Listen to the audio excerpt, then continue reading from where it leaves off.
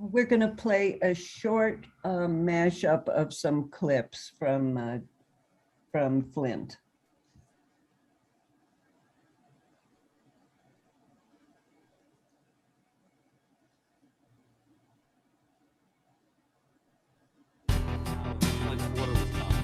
Aaron Brockovich, this is the biggest cover-up story you're going to read. Well, apparently, the Flint Journal never read it. Or they read it, and for some reason, they can't find the time to inform the residents of Flint that they journal for of a major government cover-up into that poisoned them. So we're in front of the Journal, and we're going to go talk to the Journal and make sure they know about it. You know, maybe ask why they can't find the time for it. Well, we're ringing the doorbell for the Flint Journal. Can you speak with an editor or a manager here, or reporters? We wanted to make sure they knew about an important story. Okay, what do you got? We broke this a few weeks ago. I'm pretty sure the Flint Journal knows about it. We broke it in the Detroit Metro Times and the Intercept on, on Governor Rick Snyder's administration murder. What is your message to Attorney General Dana Nessel? The Attorney General says she's not directly involved with the criminal investigations. Yeah, it's under her watch. And justice delayed has been justice denied. She was not truthful to the people of this city. She told us that they were going to have some criminal charges. They did not just charges, but convictions. She did not want people to get away with these crimes. And we see a misdemeanor is getting away with murder. I always talk about how to get away with murder. Ask Snyder, ask Nessel. They're all helping him do it. So now we're in Detroit. We've already went to the Flint Journal in Flint, who's burying news of the Flint water cover-up, who refuses to inform the residents. But we've come to Detroit. The Detroit Free Press is the biggest media outlet in the state of Michigan. And I have personal experience with the Detroit Free Press. I actually met with its investigations editor. His name is Matthew Dolan. I met with him last year. I actually drove to Michigan during a pandemic. It took me 9 hours, so I didn't have to fly. Among other things, I met with him. And I literally handed him our reporting and evidence of former Governor Rick Snyder and his top officials, his chief of staff, his health director, their rapid fire phone calls in October 2014, 2 weeks before Snyder's reelection. Prosecutors had gotten their phone logs, and it showed over 2 days in October 2014, they spoke 22 times. The governor, his chief of staff, his health director. It was a rapid fire phone tree. And the prosecutors concluded they were on the phone trying to cover up the Legionnaire's disease outbreak, the bacterial water disease that killed who knows how many people in Flint. There's no way to really truly know how many people died of Legionnaires or how many people died with the diagnosis of pneumonia, which was misdiagnosed pneumonia, but was actually Legionnaire's outbreak. I handed it to him. Yes, there we go. I'm a journalist. I'm here to drop off on the Detroit Free Press. Want to bring it up? So, this is a pattern where the Free Press, at least credit to the Flint Journal, they opened up and spoke with us. But back to the Detroit Free Press, they obviously called up and bullshit that they don't have a contact to them. This is the free press? If this is the free press, I got news for you, Detroit. You need some new press here.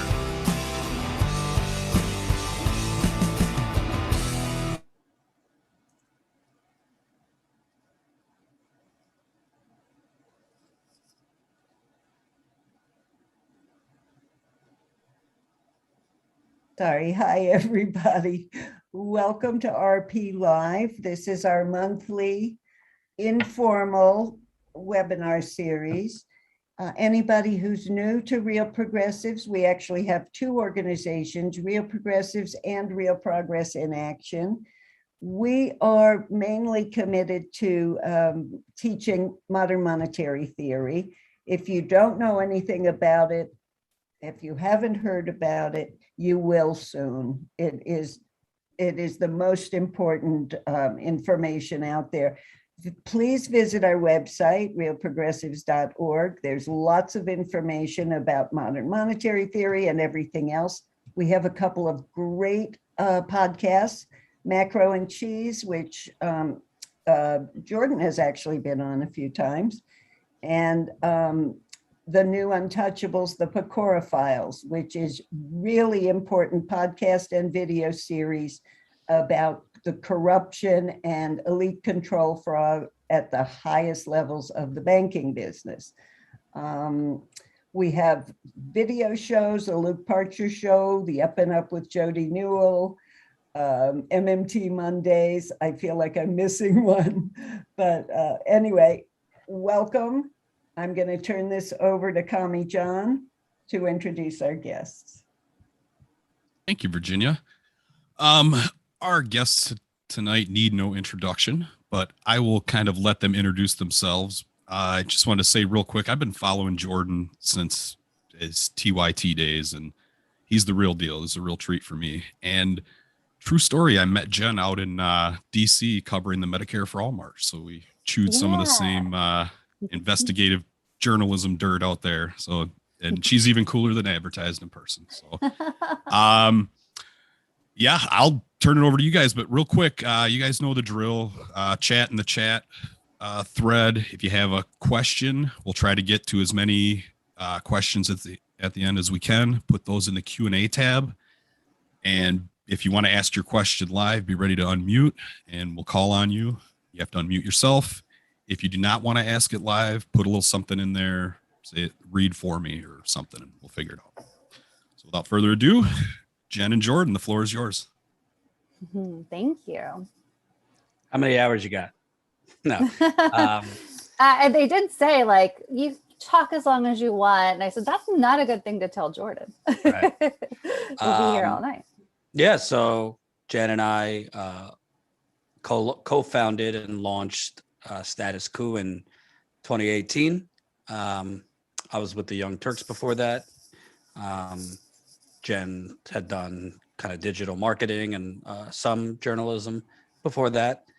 And really, the idea was, I mean, there's no other way of saying it, but from everywhere I went with TYT and a few places Jenn and I went together before, formally launching Status Coup, it was the same thing over and over. There was no media there, whether it be Flint or environmental pipeline fights or what have you. It wasn't only that there was no national media there was no local media coming out to cover any of it. So we kind of had this radical thought to do actual journalism, and actually like leave the studio, go out and cover things, you know, as best as we can without major corporate Goliaths funding us, and you know, do kind of a mixture of, you know, what I call justice journalism, human interest journalism, along with, you know, hard-nosed investigative journalism. And which, you know, I had been to Flint many times before we started Status Coup, but now kind of with our own company not having to answer to anyone but the viewers, we were able to dig in a lot more on Flint in particular, I didn't have anyone above me telling me, no, you have to leave after 3-4 days, which is not enough time to investigate anything.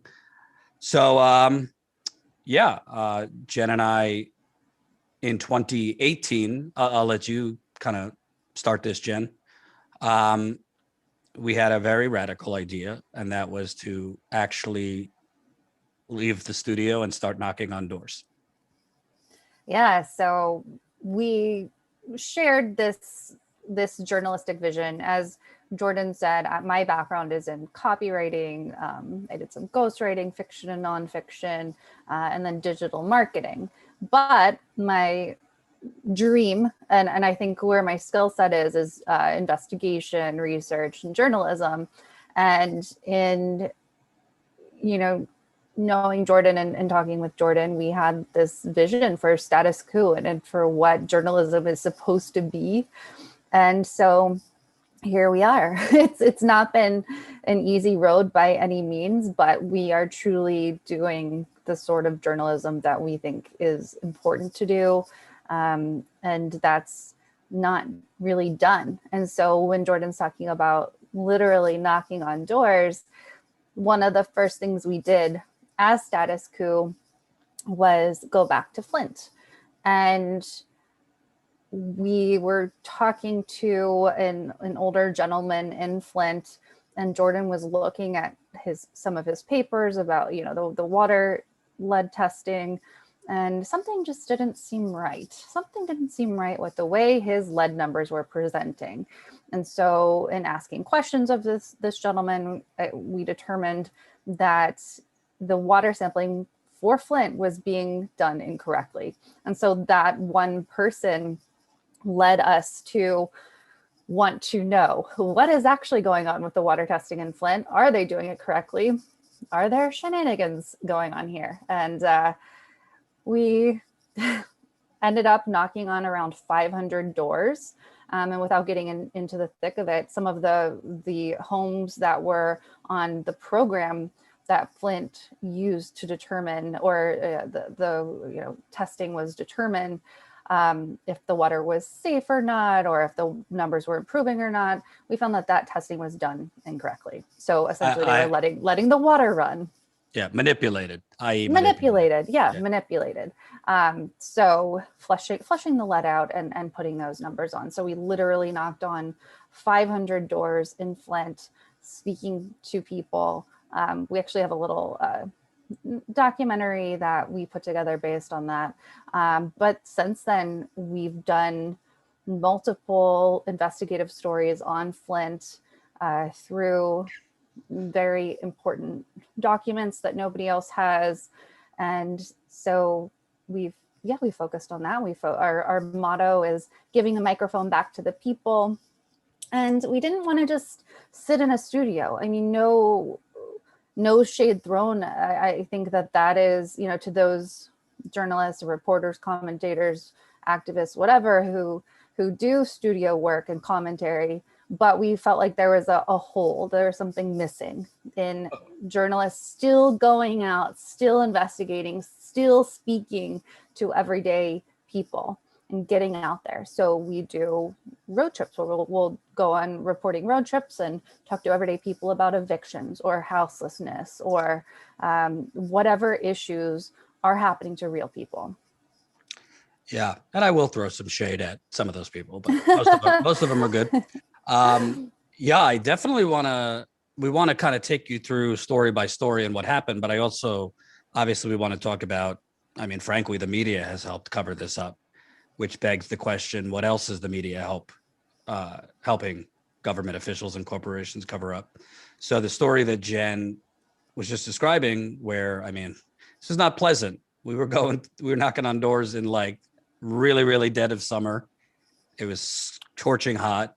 And we found dozens of examples where the state of Michigan, former Governor Rick Snyder's environmental officials had gone into residents' homes, literally just run their water in some cases for 5 to 10 minutes, and then put the sample bottle under the water to collect the lead numbers. And voila, the lead numbers were improving. And we actually, it's always been tough because we just want to publish these things on our own. But we're not corporate funded. We don't have, a significant legal, a legal office on retainer. And with any of these stories, you got to be prepared for them to come after you.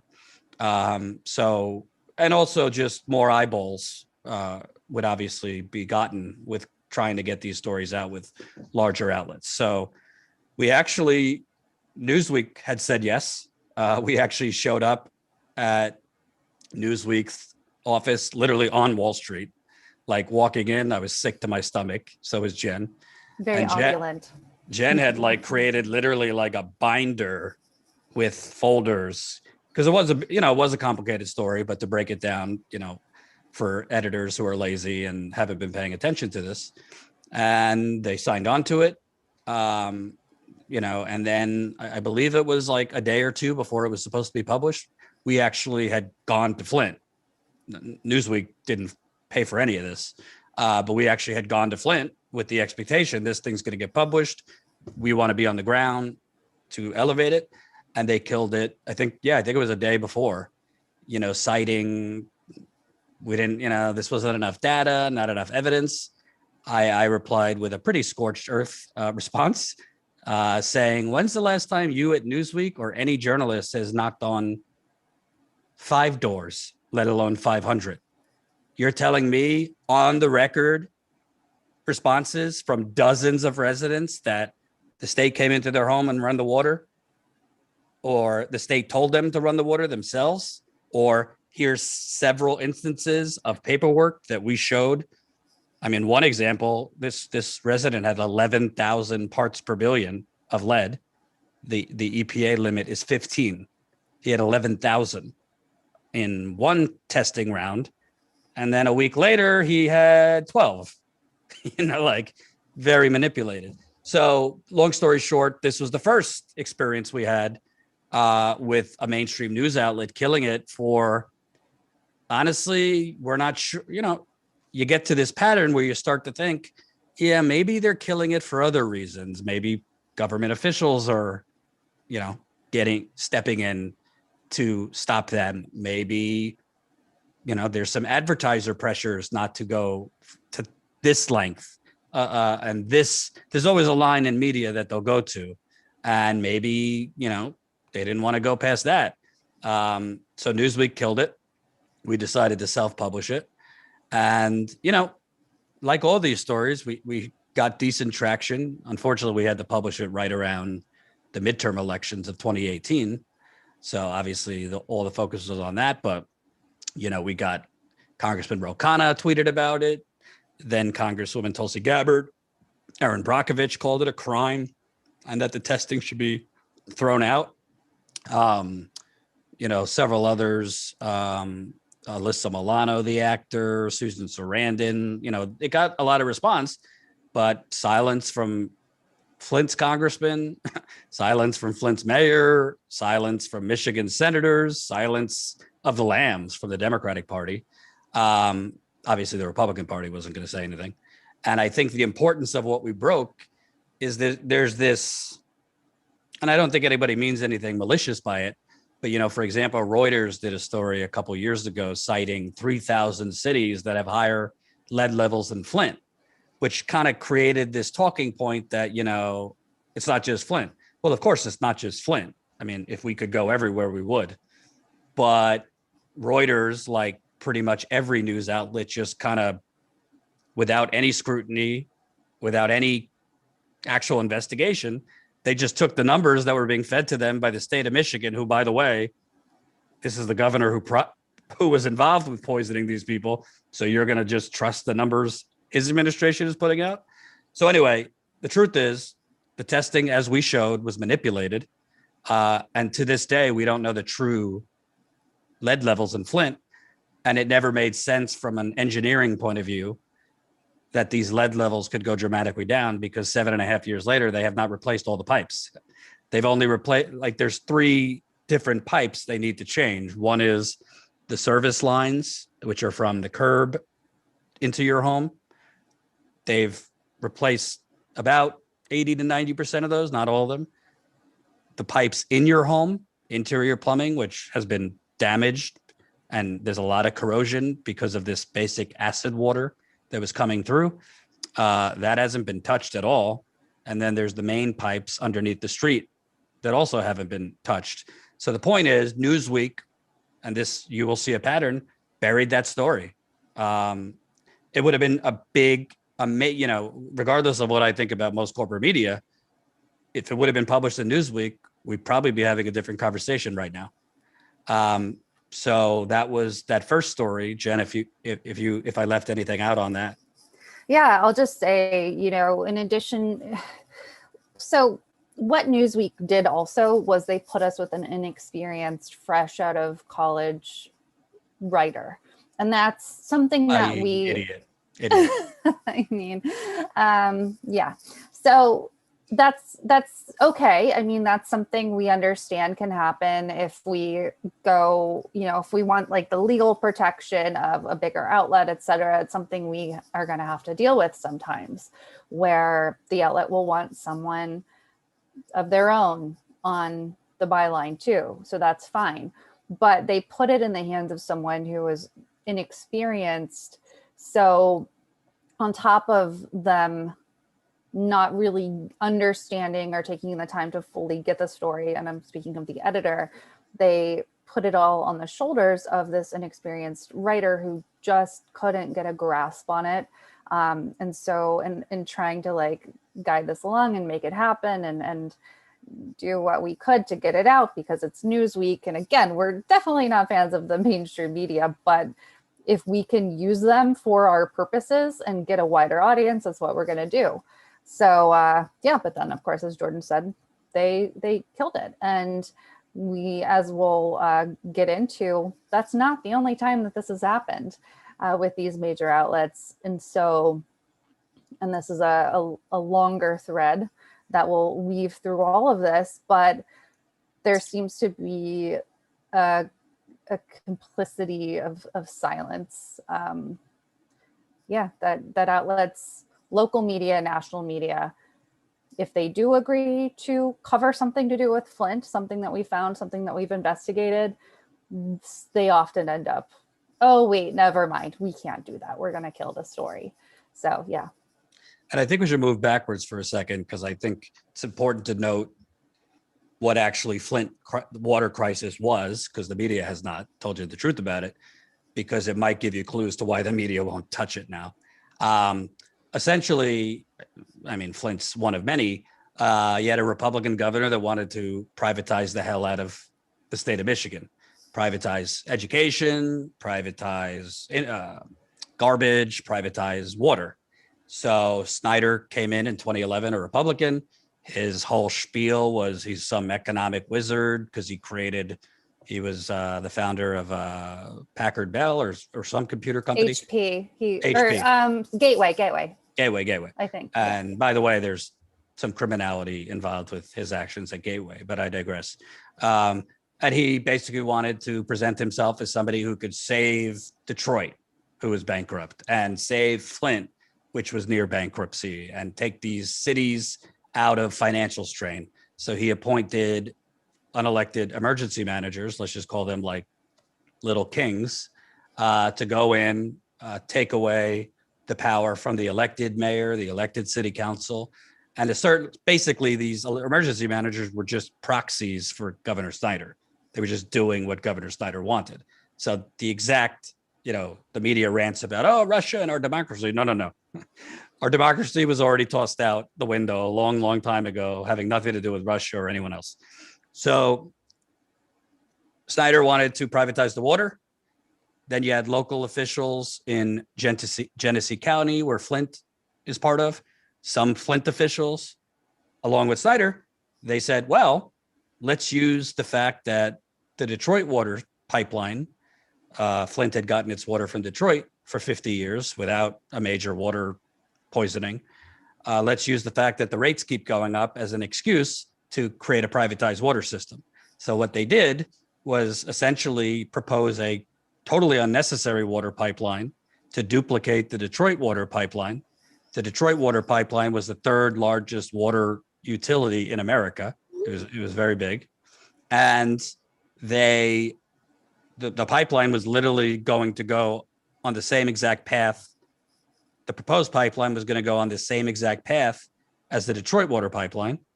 And they just tried to sell it as, well, this will save Flint residents money.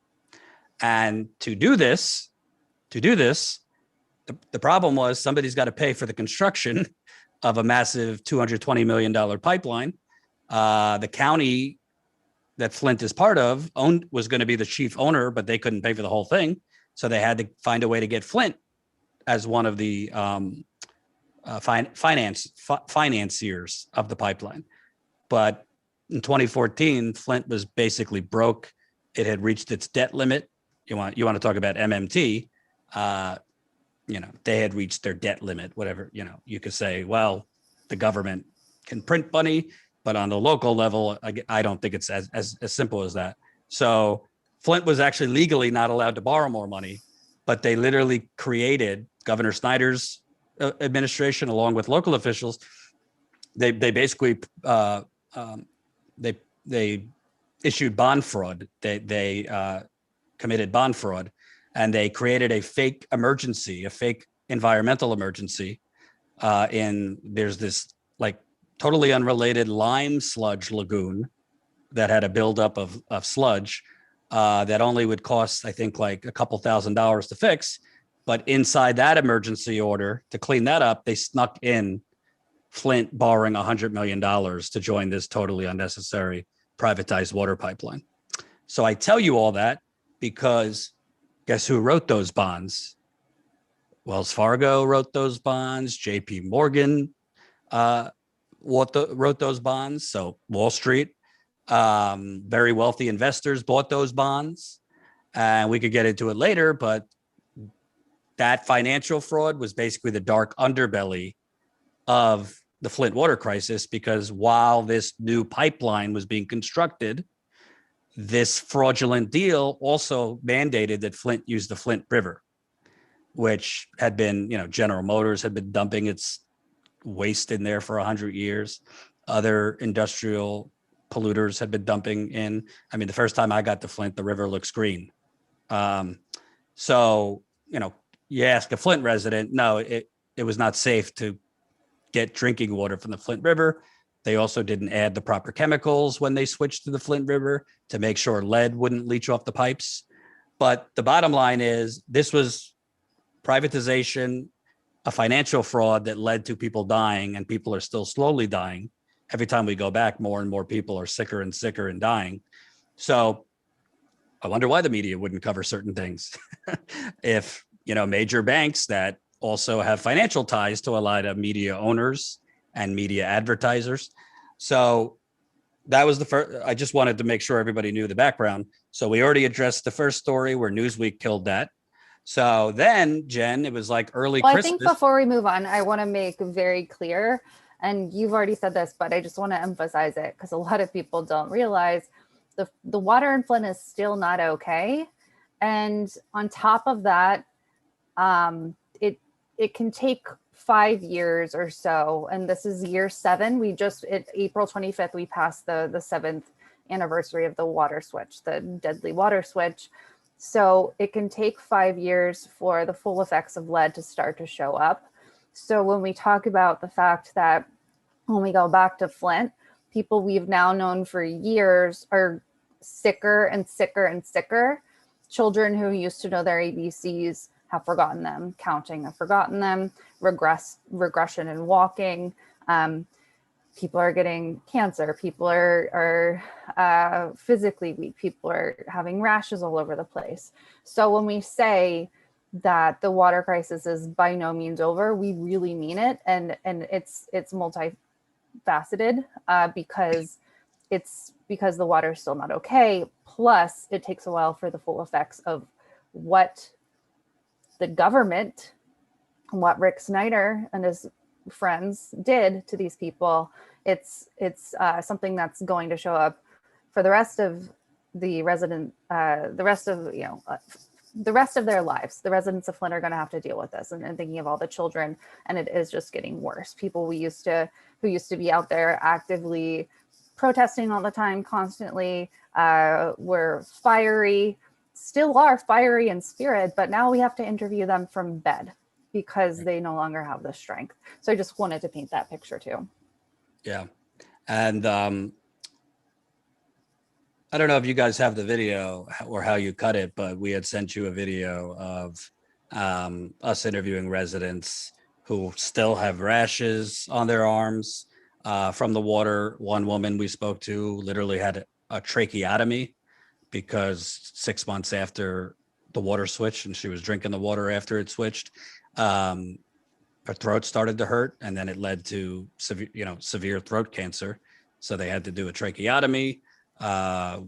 People with rare cancers, you name it, Parkinson's they developed, liver failure, brain tumors, epilepsy, ovarian cancer. And these were mostly, 30s, 40s, 50s.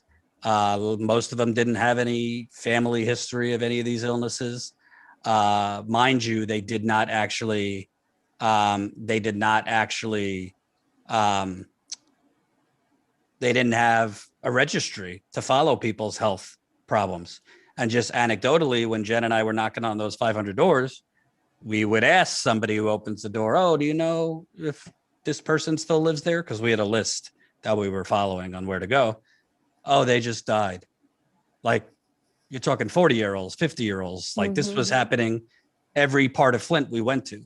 So when you get official numbers from the state, 12 people died of Legionnaire's disease, which is complete bullshit, or, nobody else died. I mean, there's no way to know how many people died because A, there was no registry, and B, you can't, unless you had like really, also lead after a month starts seeping into your bones. So you could get a lead test that shows X number in terms of your blood lead level that looks low, but it's not reaching all the lead because it's deep in your bones. That's why it's been a little controversial. As part of this Flint water settlement, they've wanted to do bone scans on children to see how much lead was in their system. And obviously bone scans is not necessarily safe. Yeah, and they haven't approved, in order to get the money, the settlement money, they have to get these scans, and it's not approved for human use. So, yeah. Wow. And I think, I think maybe we will play that mashup.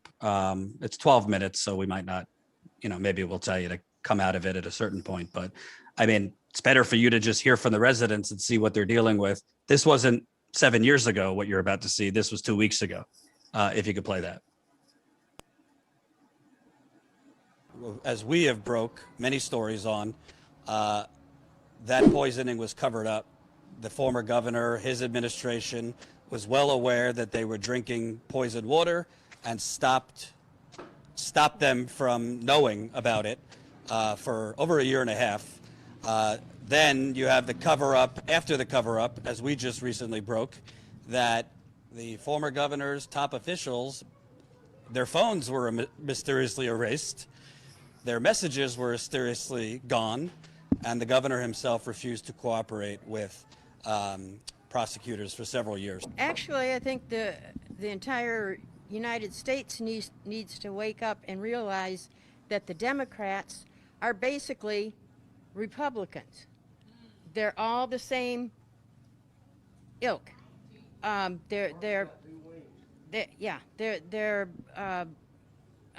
elected Whitmer and Nessel because they made all these promises. Nothing. Duh. We should have known better. I should have known better. I supported both of them. See, my arms are still breaking out. How about your brown water? Yeah, the brown water coming out of there. In your bathroom? In the bathroom, and they had to unplug it, and it was just disgusting. And you, on your arm, you were showing. Yeah, my arms break out all the time. From the water. My skin's gonna just peel. It takes everything I've got to keep my skin on my bones from taking a shower and that shit. And you're not talking about like residual scars from 6 years ago. You're talking about stuff you're getting now. This is in the last 24 hours.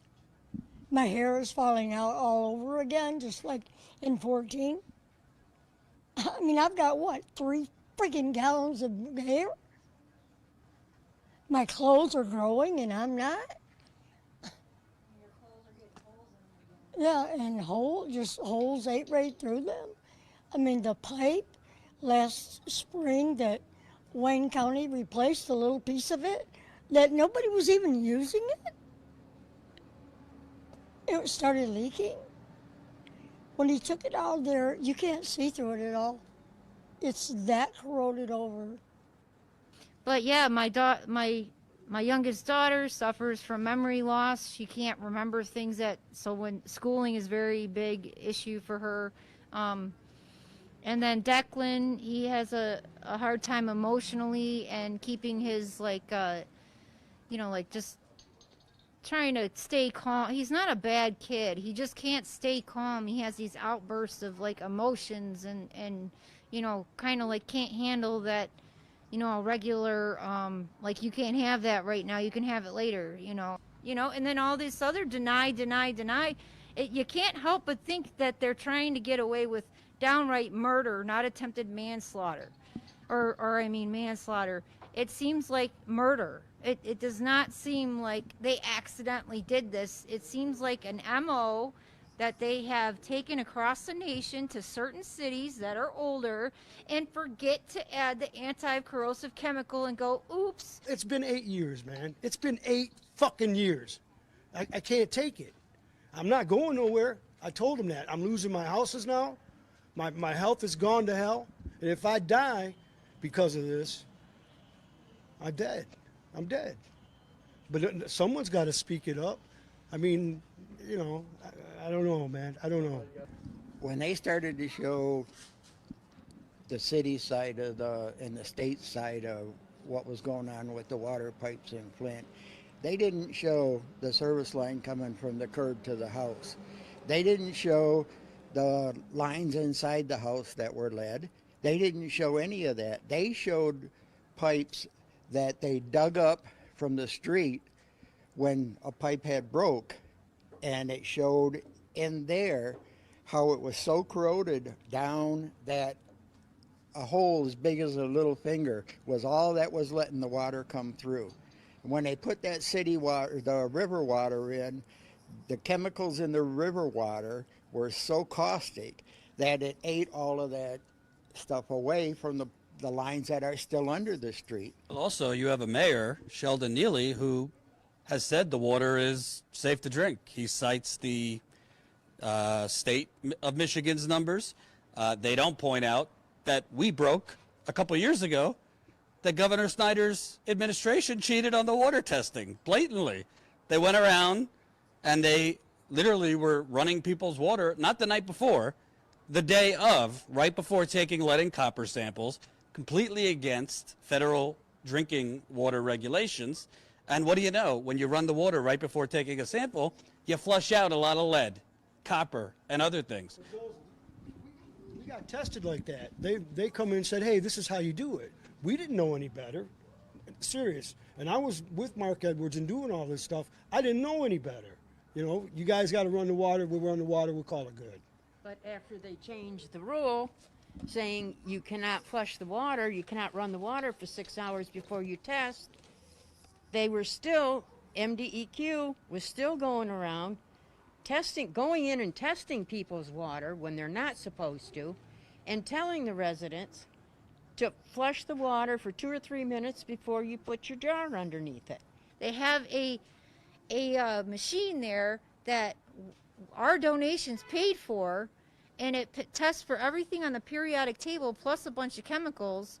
And our city is only allowed to be tested for copper and lead, but all the other cities get tested for everything, and it costs the same to press this button as it does to press that button. So it wouldn't cost any different. They showed us it wouldn't cost any different to test for everything. They just don't want to, because then we'll know that there's uranium, aluminum, and all these other things in the law. I can't even remember, list them all unless I had the test in front of me. How many people mysteriously ended up dead over this? And you're talking about that dude Bear. How many people ended up dead? Mysteriously. And another point. President Clinton got a blowjob, and he was going to get impeached and put in prison or jail because of it. And they're going to let Snyder off of murder? That's bullshit. I can't breathe. Well, within 24 hours, I was being rushed by an ambulance to early and complete respiratory failure. They told me if I didn't allow them to do this, I'd be dead by morning. Then I got trach too high, and it will never heal now. And if scar tissue forms, then I have to be retrached. And I've been no energy. I literally have lived in my bedroom. I've lived in my home for a long time, but there's 14 stairs to the upstairs bathroom, 14 down. And someone didn't want to show this was me before the water. This was 3 years ago. Now look. Look at my face, the swelling. I'm talking good today, but that's the grace of God. Of all of the people that have been affected in this city that have died, how come none of the cadavers have been tested for the lead in their bones using the radiation tolerances that can only present themselves to the bone marrow in a cadaver, because to do so with a live person would certainly give them a death sentence? But why has there been no science? All of the science behind this is being lost. So when you say cover up, all of the people that have died that have not been tested for lead exposure, to me, speaks very highly in the scientific community of doctors across the world. Because no time in America has ever there been a disaster such as what has been affected here. Even before I moved to Flint, I could see the difference in my mom and my dad and my family that's lived here in Flint. Their health has gone to shit. They don't feel like doing anything or going anywhere. Or it's just it's horrible.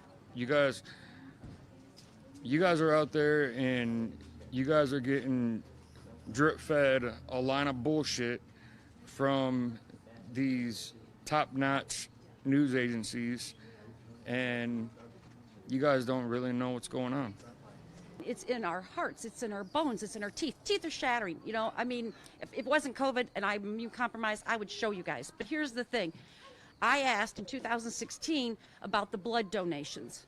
And I said, what about the blood, the plasma, and the organs? And Dr. Murthy was here, so I hope you see this. Where the fuck are you? You stood in church and told us you'd tell us the truth. And what's the truth? Christina's got the truth. The truth is, it's still in our bodies, so when people donate blood, guess what? They're gonna pass it on. What about that baby in NICU?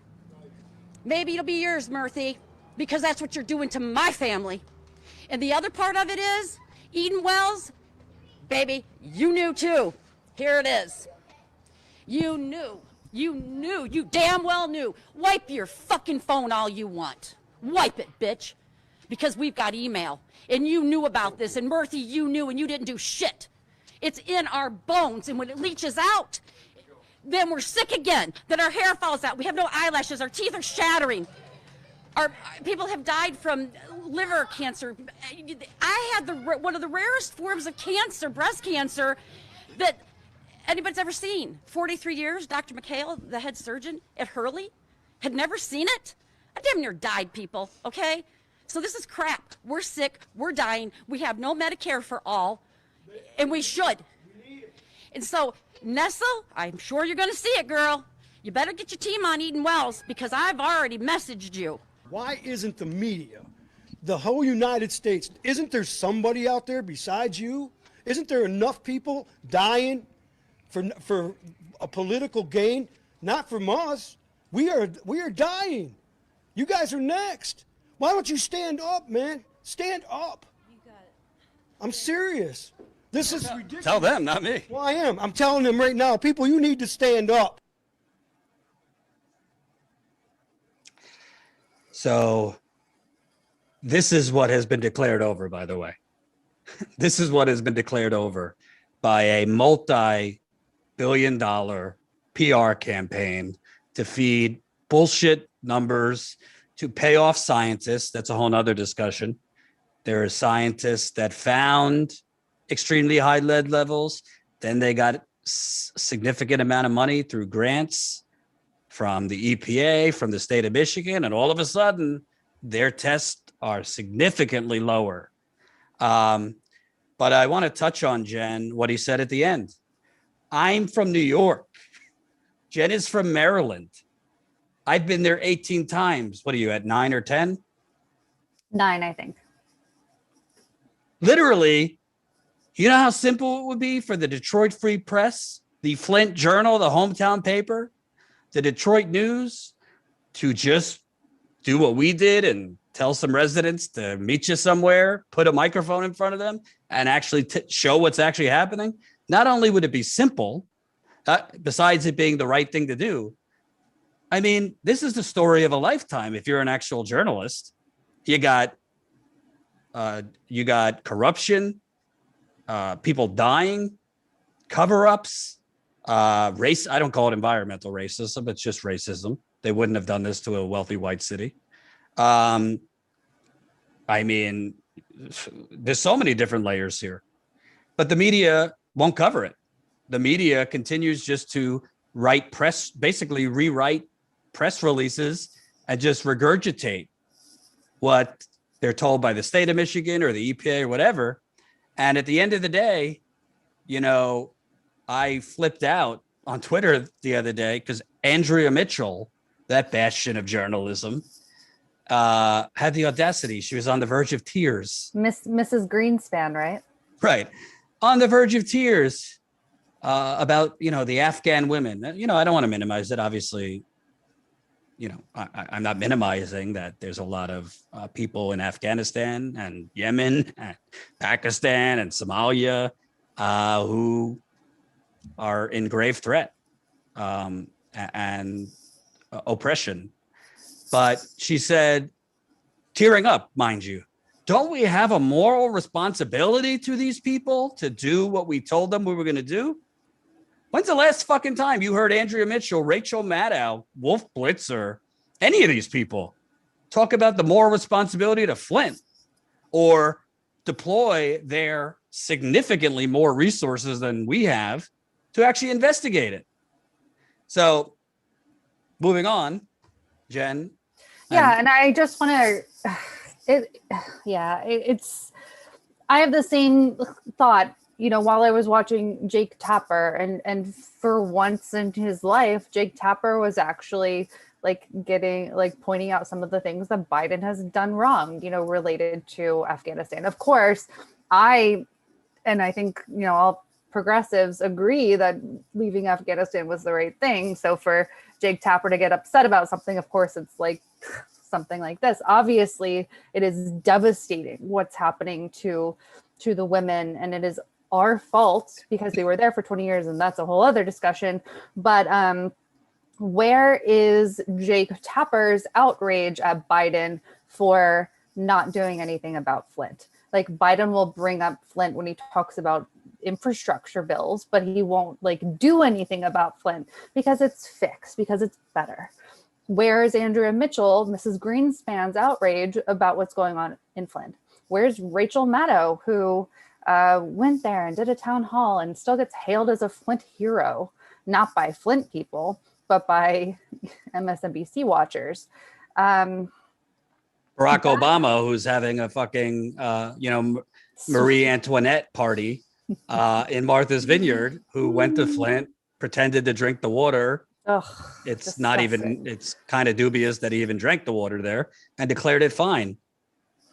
Yeah, I think, so there's that point too. It's like, why is it okay for the media to get outraged about what's going on in Afghanistan, but it's either not okay to get outraged about what people are dealing with in Flint, or they don't care?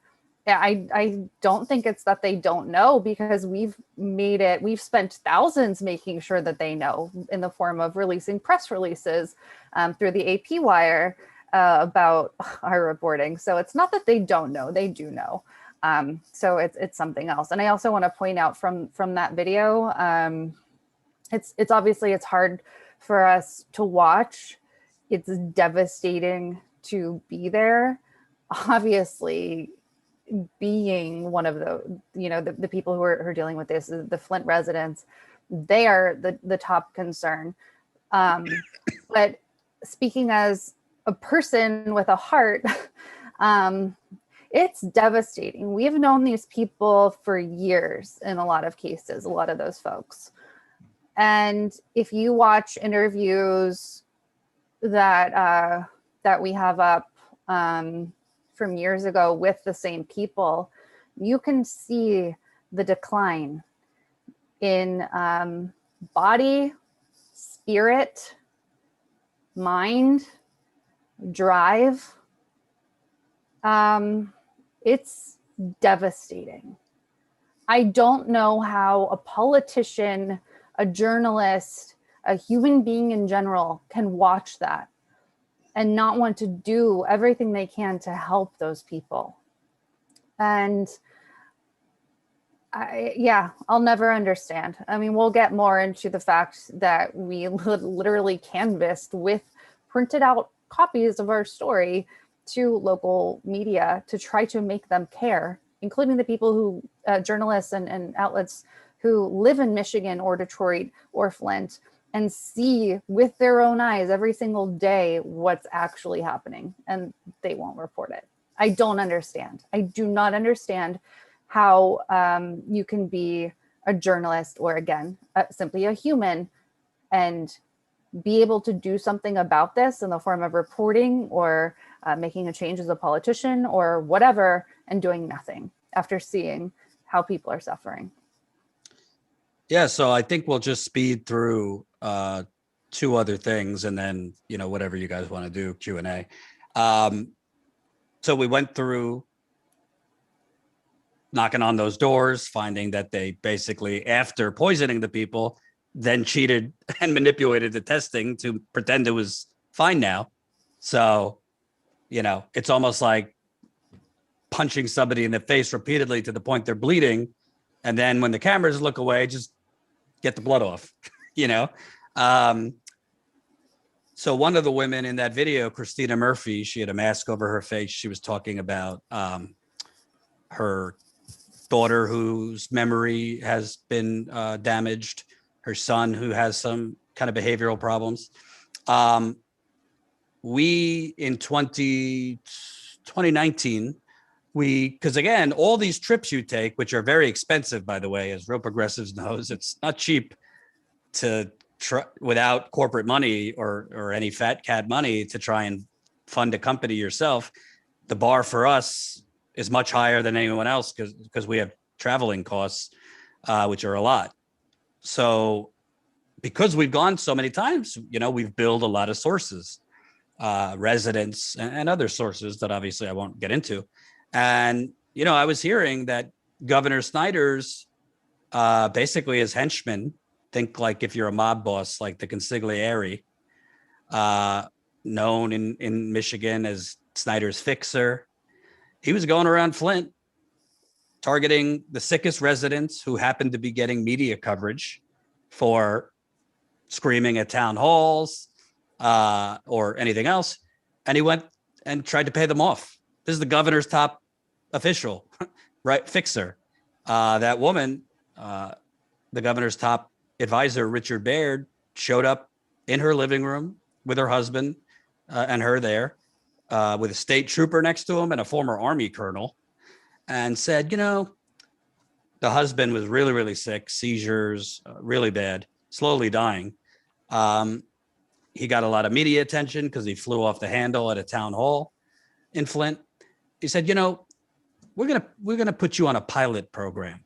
The state's gonna pay for your medical treatment, chelation treatment, which is a treatment that basically tries to extract lead from your body. It's painful because they add a lot of things to your body, but pilot program. And if it works for you, we're going to try and make it available to the rest of the Flint. But, shh, don't tell anyone, the state's paying for it. And, if I was in his position, I would have gladly taken it if I'm dying or my wife is sick or my kids are sick. This man, the governor's top advisor, promised to make it available to his wife and children too. That never happened. So we spoke with them. We had to convince the husband, who was very scared, to give us the audio because they recorded it. We found out other things about this man, including the fact that, according to the couples he tried to pay off, he told Snyder what he was doing. He tried with other people to get him to shut up by expanding their Medicaid, but it was also always special deals just for these people. And when the people said, well, what about the rest of the people? It was always, well, we got to start with you and then move on. So it was a straight up payoffs. We broke that with Vice News, which was a whole fucking process. Let me tell you, that's another live stream, but silence. It took many more months than it was supposed to. Silence. Flint papers ignored it. Michigan, Detroit Free Press ignored it. National media ignored it. Silence. Even though we had obtained documents from the criminal investigation, audio of this guy paying him off, silence of the lambs. In fairness, we did publish it at the beginning of the COVID pandemic, so we didn't expect it to be the top story over COVID, but we expected it to be covered. Nothing. Fast forward to earlier this year, January. Again, just through repeatedly going back at it every time, trip after trip to Flint, building sources. We obtained evidence that the former governor, the criminal prosecutors got Governor Snyder's phone calls, his chief of staff's phone calls, his health director's phone calls, and they found a 2-day period in October of 2014 where there was this rapid fire phone call, basically a phone call blitz between the governor, his health director, and chief of staff, where they all spoke 22 times. And prosecutors looked at how many times did they speak outside of these 2 days? Not often.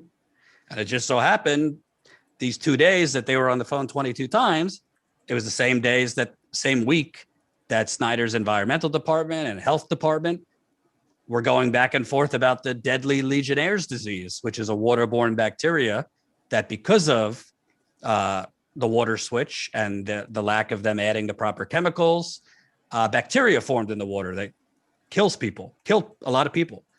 So prosecutors, not Jen and I, they concluded the governor, his chief of staff, and health director were on the phone figuring out and plotting how to stop this from going public. It was a couple of weeks before the governor's reelection as governor. He reportedly was looking to run for president in 2016. So they were actively on the phone, allowing people to keep drinking that water that they knew was toxic for political concerns, what have you. Jen, unfortunately, you could speak for yourself, but Jen has had real bad symptoms from COVID, long haul symptoms. So I actually drove myself to Michigan. Not that she didn't want to, but she was just not well enough to go. To catch everybody up very, very quickly about that. I reported at the Rudy Giuliani press conference in November of 2020, where the hair dye was melting down his face. I'm sure you recall that press conference. We learned it was in very unsafe circumstances inside. They were not masking. We, of course, were as press. But we found out the next day that his son, Andrew Giuliani, who was in attendance, was COVID positive. And at least 5 of us ended up getting COVID. And I ended up with a long hauler and was essentially in bed, unable to function for about 6 months. So yeah, Jordan drove back and forth by himself for about 9-10 hours each way. So I actually met with the investigations editor at the Detroit Free Press, so one of the top editors.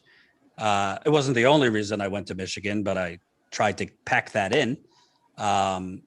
He rolled up. I mean, it was fucking cold. We were in our cars with the windows open because of COVID. He rolled up in a very, very nice BMW, just to let you know. And I basically handed him the story on a silver platter. They did not have to do any reporting. I don't want to go into detail, but I showed him documents, and he said, and I quote, "We regret not doing more on Flint."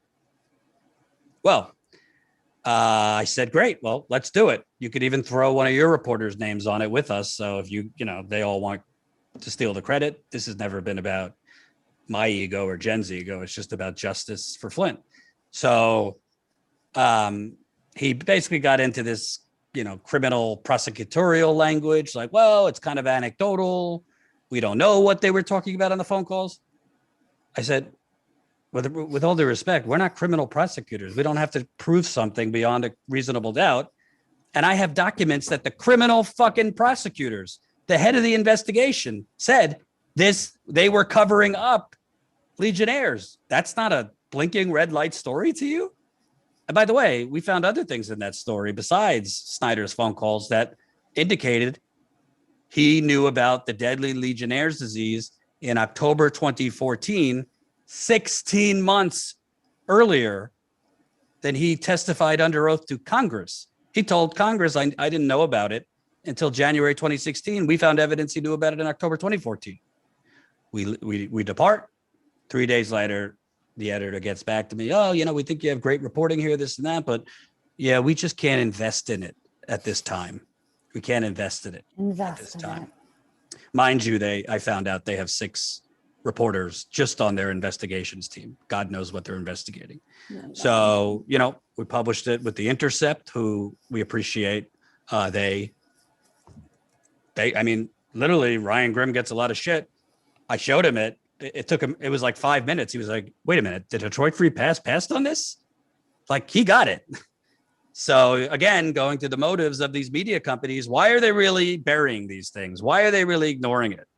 And then fast forwarding to recently, a month ago, actually today, we just continued digging, even though the media kept burying these things. We figured next story we break, hopefully it won't be at the beginning of a deadly pandemic, or the story we just told you happened to be published on the same day Trump was impeached for the second time. So maybe we'd have a better shot, in the summer. The story broke before everything now with Afghanistan. And we found, to me, just the icing on the cake, what is clearly a major government cover-up, to me, bigger than Watergate. If Watergate didn't have a president involved, nobody would have blinked twice. We found that top officials in the governor's office erased their phones, their state-issued phones, right before the launch of the criminal investigation. We found the governor's press secretary, so his office, one of his top officials who speaks for him, she erased her phone right before the launch of a criminal investigation when she was leaving state government. Top health officials, who, by the way, knew about the deadly Legionnaire's disease and didn't notify the people to stop drinking that water. Their messages on their phones were mysteriously gone for all of 2014, all the way through October 2015. All of a sudden, their messages appear after October 2015. What happened in October 2015? Snyder held a press conference announcing Flint had toxic water. So somehow, apparently, none of these officials communicated with each other for all of 2014, all the way to October 2015, the 18-month period Flint used the Flint River and this disaster started. No messages. We found that the environmental department under Snyder allegedly dropped off their phones with the IT department right after Snyder held that press conference in October 2015. Quote, wiped clean. The phones technically worked. Nothing could be retrieved, not the messages, not the phone history, who called who. We found in that story that the governor would not hand over important key documents to prosecutors for years. including his daily briefings. So, it's kind of hard to find out who knew what when, if the messages are deleted, if the governor won't give you his briefings, if the phones were erased. I mean, we found a whole lot of other things in there. They manipulated different departments were supposed to put together timelines of the Flint water crisis and their various roles in it. And those were coordinated by the consigliere. How do you say it, Jordan? Consigliere. I can't say it. By the right-hand man of former Governor Snyder, Rich Baird.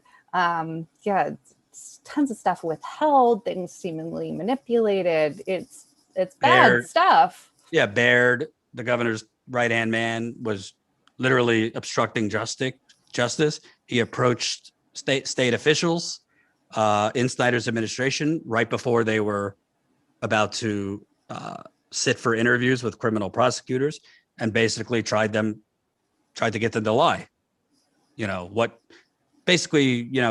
Training them on what to say, what not to say, which is illegal, by the way. So that story, I mean, there's no gray area. It's a major government cover-up. It's the smoking gun. I hate to borrow from George W. Bush. We got him. Ladies and gentlemen, we got him. Silence. Literally. Not silence on the internet. Congresswoman Rashida Tlaib spoke out. Congressman Ro Khanna spoke out. I'm waiting for the rest of the squad there. Aaron Brockovich said this is the biggest cover-up you'll ever read.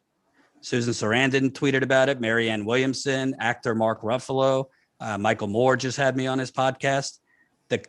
Literally, I mean, one of the few good things I've seen from the Democratic Party in ages, the House Oversight Committee in Congress, led by the Democrats, issued a scathing statement in response to our story that basically Governor Snyder obstructed justice from the beginning of this ordeal. And sources on the committee said, we're opening up an investigation. That's Congress. Like in a normal world, wouldn't that be on the front page of every fucking newspaper? Wouldn't other outlets be following up and doing further investigation? And Jen? it's not like we, it was published in The Intercept and the Detroit Metro Times and that's it. We were hands off. Okay, it's published, done. You guys pick it up, meaning other outlets. Come on, guys. No, we actively have emailed hundreds of other journalists that purport to care about Flint or report on Flint. News outlets tagging people, DMing people out the wazoo. Shaming people. We literally spent more than Jordan knows for the price went up because you wrote it so long to put out a press release. And we put out a press release through PR Newswire, and it goes out through the AP wire, which the Associated Press, that's the one, like that's the one you want. And so through doing that, it literally went out to tens of thousands of outlets and journalists, and very specific local Michigan outlets as well, Flint outlets, all of them. And because we had, in the press release we put out, we framed it around the House Oversight Committee investigating based on our reporting. And so we had it sent to journalists who specifically, through their service, said that they want all the latest goings on with the House Oversight Committee. So from broad, like CNN, MSNBC, et cetera. And by the way, through our back end, we can see who's opened this press release. CNN has seen it. A lot of not your faves, but a lot of America's faves have seen it. I DM'd with a New York Times editor. She said amazing work. I said, great. When are you guys going to cover it? Never responded. Yeah. So all that is to say, we know that tens of thousands of journalists and outlets have seen this story. Very targeted outlets have seen this story. Very targeted journalists, meaning journalists who've reported on Flint before, have seen this story. Silence. Dead silence. And also, let's just call it what it is. I mean, other than a few, independent media hasn't covered it either. Democracy Now. I mean, I don't expect much from the Young Turks. Big, like, Breaking Points did like. Jank and Anna, go ahead and report on it. You can take Jordan, you can leave Jordan's name out. You Right. can leave my name out. You can just Right. report it. How about that? Breaking Points did 20 seconds on it, like as part of an unrelated monologue. I'm trying to think. Abby Martin had us on. Well, yeah. So praise to Abby Martin and her partner Mike Preisner for their Empire Files podcast. They had us on. It was great. Matt Taibbi and Katie Halper for Useful Idiots. That pod they had us on. Thank you to them. Jordan went on Jen Perlman, I think, and a couple others.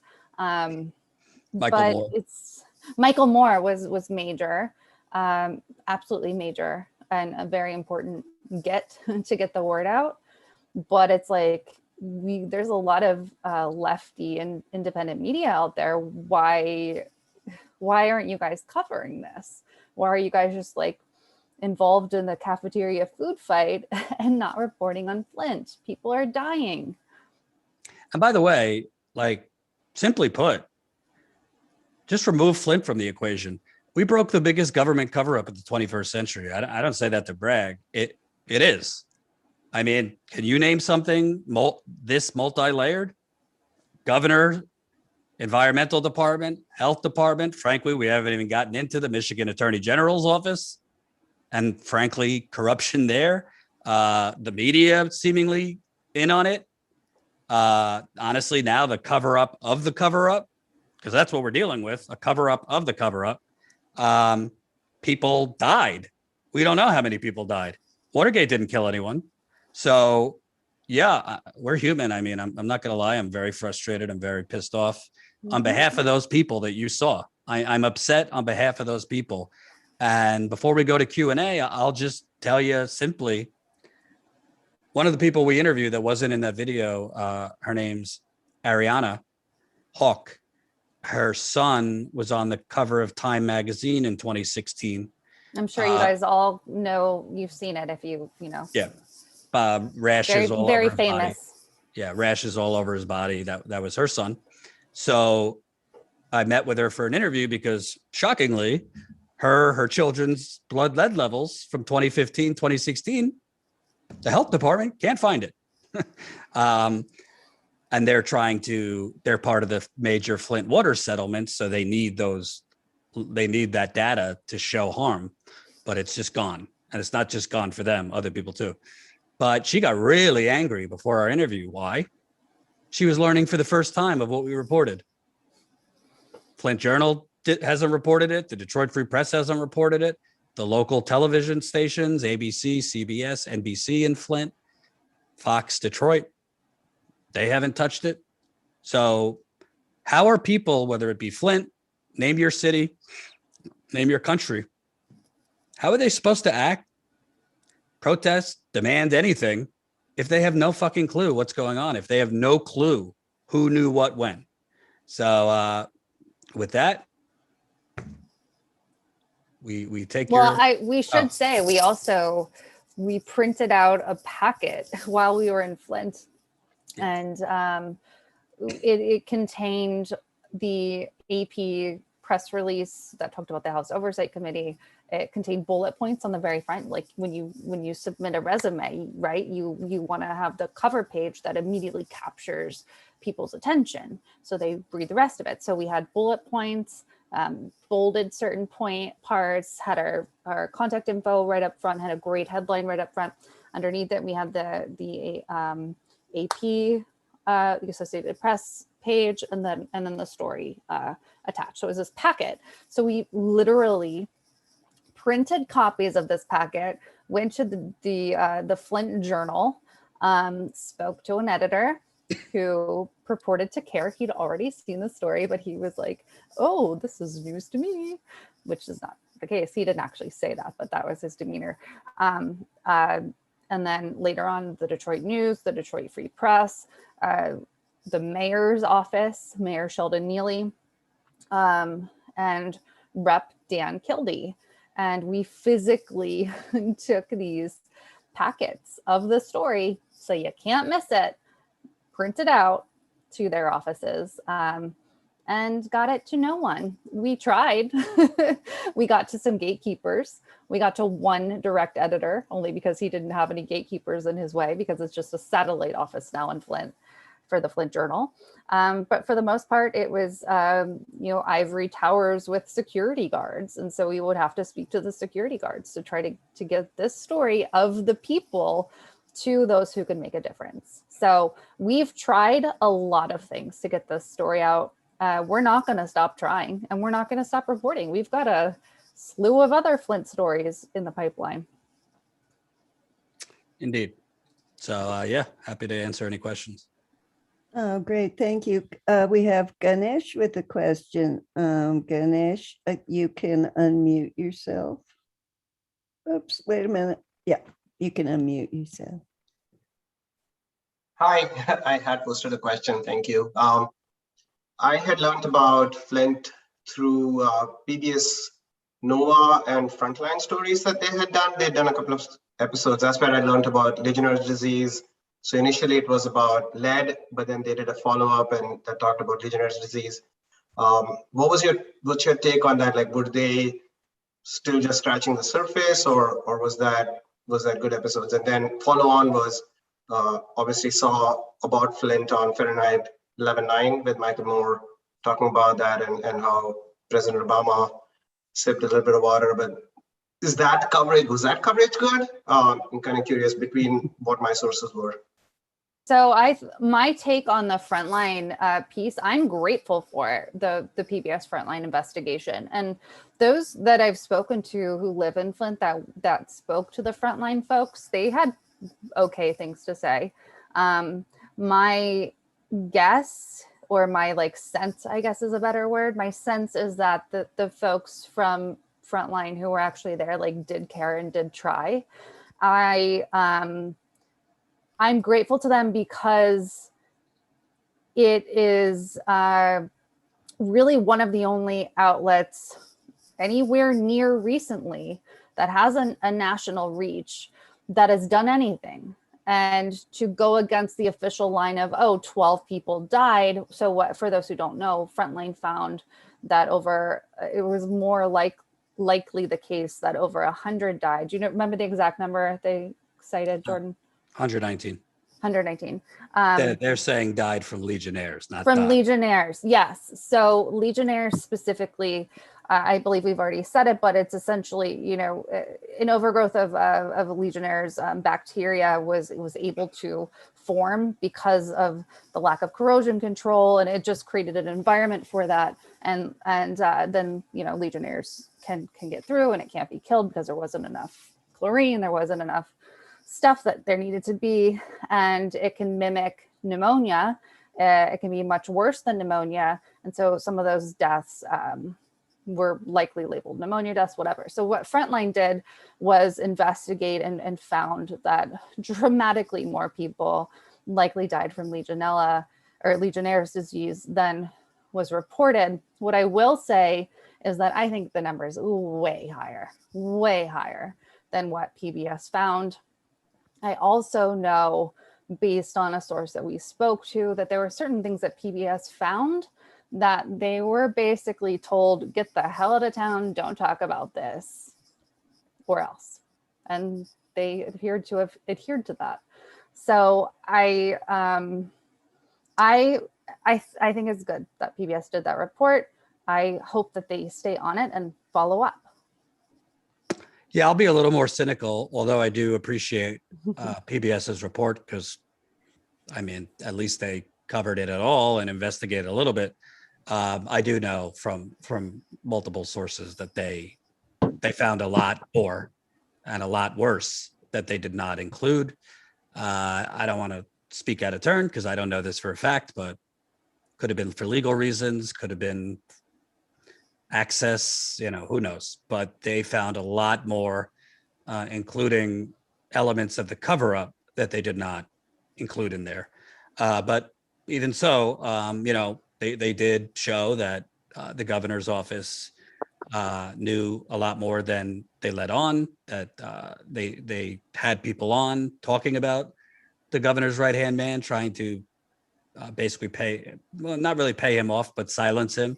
One of the scientists tasked with investigating whether the Flint water switch was the source of the Legionnaires. That person came on and said he tried to silence me unless I got on message that the water's fine now. So I think the documentary is good, but I do know that they had found a lot worse and they didn't include it, which I as a journalist, there's no excuse for that.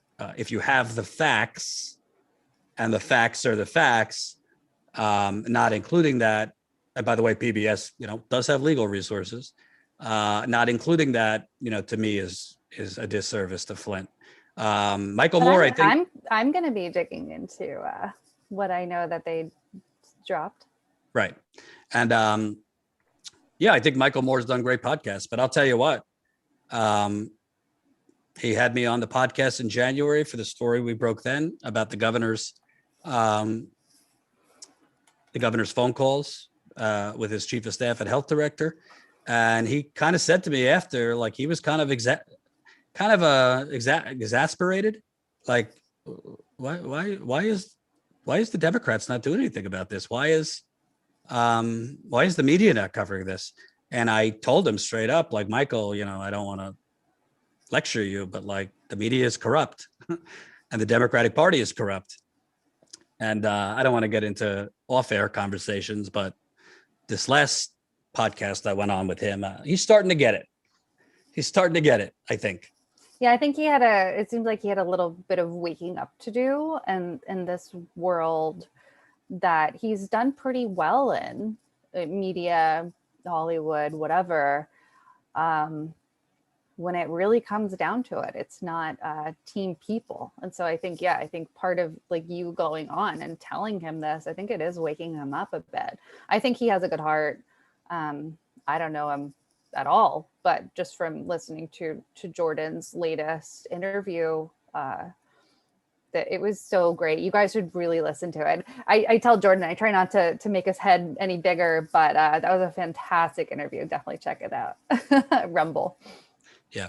And if he's watching, we would love to do a documentary with you because we got plenty of material. Indeed. Yeah, good question. All right. We have a question from Yellow Vest extraordinaire Eric Kessner. Go ahead and unmute, buddy. Eric, hey. Hey, guys. So my question is, do you think, would knowing MMT help people understand the gravity of the inaction in Flint?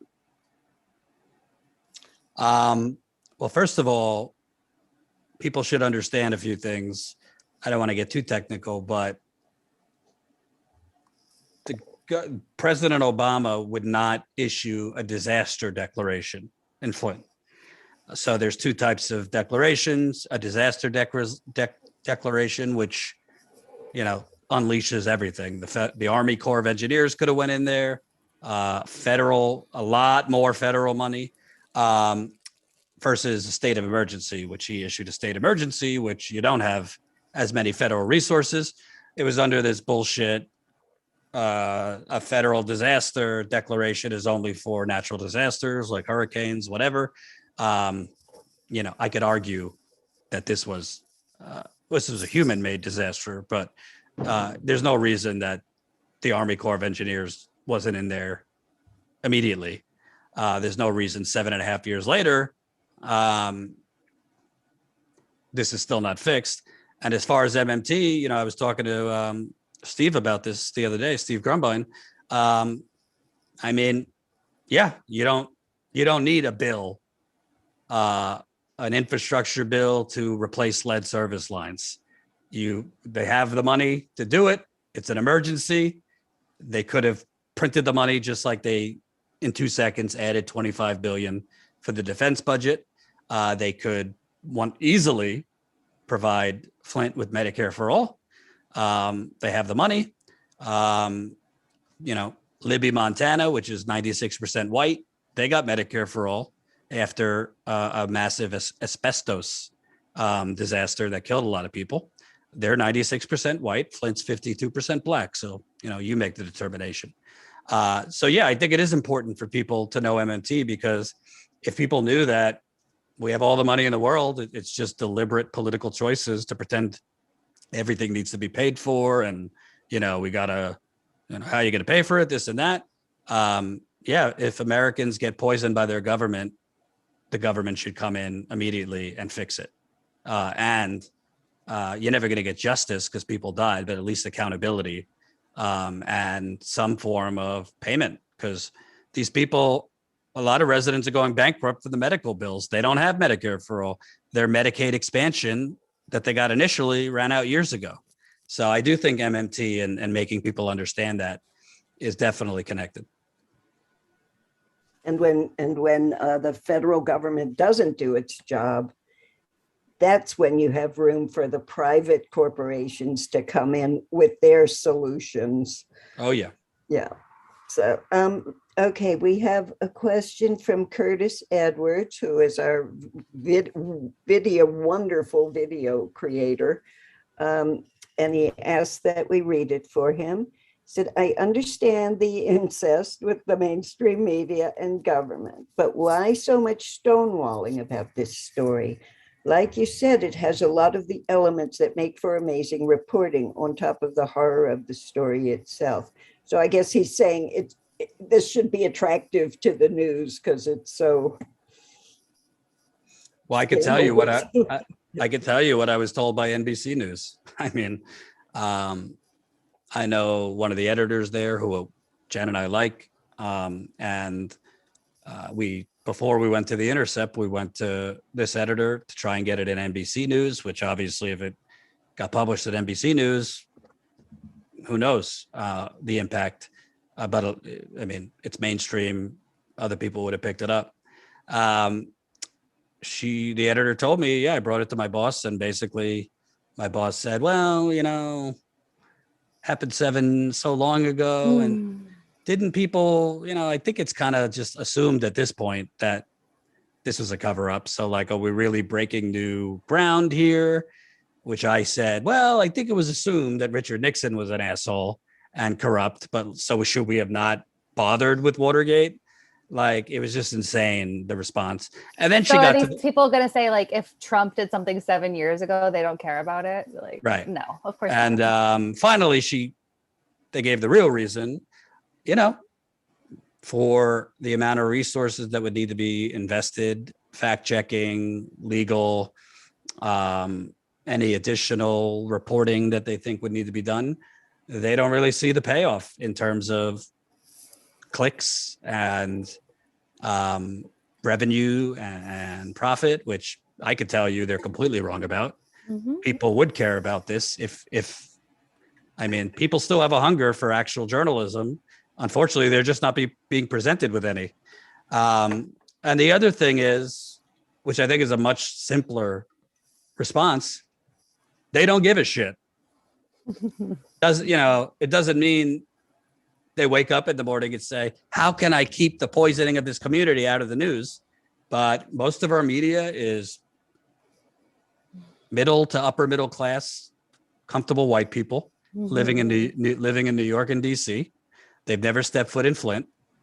Maybe they covered it for 2 weeks like Rachel Maddow did in 2016, going down there for a town hall and think, well, I did my job there, and let's move on to 5 years of Trump, which is exactly what happened. They covered Flint for 2 weeks, and then it was just Trump, 2016 election, Russia. But I don't think they give a shit because honestly, they're not there talking to the residents. And I think it's Flint, Michigan. It's the Midwest. It's a poor city. It's the same, remember that girl, Natalie Holloway, that vanished? Was it 2004? In the West Indies. Forever ago. Right. And I mean, this was wall to wall. Pretty young girl from a pretty well-to-do family. Who knows? Kidnapped, murder, who knows? covered everywhere. Let's think about whether that would have happened if it was I don't know, a black girl. Tell me she's the only girl who disappeared that year. Right. An Right. indigenous girl. Plenty of them are missing. Right. So the media doesn't give a shit. If it doesn't affect, or even if journalists or even editors give a shit, the people above them don't. I did an adversarial reporter training with the New York Times this past summer. Sell out. Right. So it's a training for the New York Times, but they have 3 spots for others. And so you have to apply and whatever. So I got it. It was great. I have nothing but good things to say about it because I was in the midst of journalists who've been in it for maybe 5 years, 10 years, whatever, and video journalists, writers, a variety. And these journalists really do care. And they were fascinated by the work that we do at Status Coup. And in telling them about Flint, they were horrified. These folks work for the New York Times and they have no idea what's going on in Flint. And they would also talk to me about stories that they want to do, about real people's problems and the roadblocks that are in their way. Meaning, to sum that up, their editors, the people above them won't let them report on things that matter to real people because it's not profitable. So I always try to understand like what makes people tick. I was a psychology major for a reason. I'm just fascinated by people. And I don't think with all of the analyzing that I do that I will ever understand how people could know that others are suffering and not do anything about it. And especially if you have the power to do something about it, how could you not? I will never get it. So. Yep. Yeah. Injury to one is an injury to all for sure. Chris Garrett has a question. Go ahead and unmute Chris. Garrett. Oh, gee. Yeah, your boy. Okay. So I've been following you guys for a while, as you know. And who are you? Oh, well, nobody, just nobody. But the question I posted was, what keeps you up at night and what keeps you going day to day? I mean, look, the things you've seen recently is really equivalent to what people have seen in battle. Soldiers have seen in battle. What keeps you going? What keeps you from getting PTSD, and what keeps you from not becoming totally demoralized? Jen? What keeps, that's a really great question. I think it boils down to people. With my last breath, I could never, and this goes back to what I was just saying, like with my last breath, I could never know that there's something I could have done and not do it. And there is something different about being on the ground and being surrounded by actual people, not just like watching the news or like reporting on other people's reporting or even like reading stuff, digging into documents, whatever. There's something different about being among people. So as devastated, I've absolutely, when we were in Kensington and Philadelphia reporting on the houselessness crisis, I held it together while we were, speaking with those who are unhoused, but I sobbed when we got back in the car. There have been nights in Flint where I have cried. There was one night in particular where I just couldn't stop crying. This was years ago. This was probably 2018 or so. And I said to Jordan, like, how are you not crying? And he said, I've cried plenty here in Flint. I did my crying, last year in 2016. And so I think that is a good point too, because that round table sort of deal where we were outside, we were at the old farmer's market in Flint outside where you saw us interviewing the Flint residents earlier on in that clip. And as when we were there, I just kept thinking to myself, this is one of the most devastating things that's happening right now in this country. And I love these people, each and every one of them. Many of them we've known for years. And I can't not fight for them. So I could go on and on, but for me, it comes down to people and the fact that I have privilege in that I have a home, I have Status Coup. Jordan and I support each other a lot too. Like when one of us is down or demoralized or like, why the hell can't we get this story out? What's happening? Why is no one paying attention? We often have to lift each other up and help one another through this. But when you have someone while being attacked, by the way, for not doing 25 videos a week on Jimmy Dore or versus this person versus that person. Yep, I mean, yeah, we literally had someone cancel their membership because we were only live at one march for Medicare for all. And that person thought that we should be live at 3 cities. And it's like, we're 2 people. Like, how is that even possible? Like we hire freelancers, but we have a limit. We're doing everything we can. So mind you that Jen is literally out at these things while severely ill. I don't want to speak for you, but yeah, it's the truth. And that's another thing. Like that's a really great point too, because I was at such a low point health-wise this past year. As I said, I was in bed for 6 months, often completely unfunctional for some of that time. I was able to do a little bit of work for bed or whatever, but I thought that I would never be able to return to journalism fully. Like I thought my life in field was over. I thought, I would never be able to be the kind of mother that I want to be. I have two boys. So I also feel grateful. At that same round table in Flint outside in that old farmer's market, I literally thought to myself, I am so lucky to be here right now. Like, I'm going to make myself cry, but I thought I'd never be able to. And so I feel grateful and lucky to do this reporting. And I'll never stop. So that's what keeps me going. It's not to say we don't have nights where we're like, what's the point, but like, what do we do? How do we get this out? How do we help more?